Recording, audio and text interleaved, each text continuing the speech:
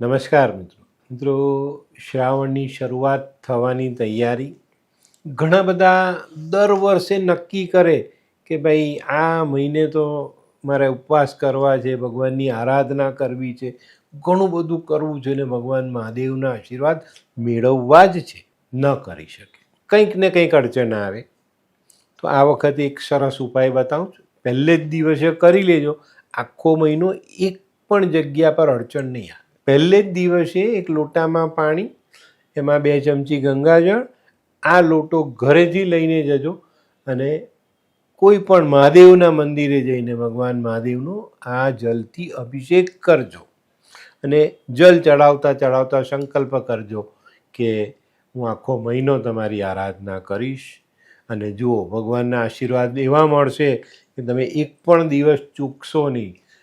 કંઈ અડચણ હશે તો ભગવાન દૂર કરશે અને તમારી આરાધના એક મહિનો સળંગ તમે કરી શકશો.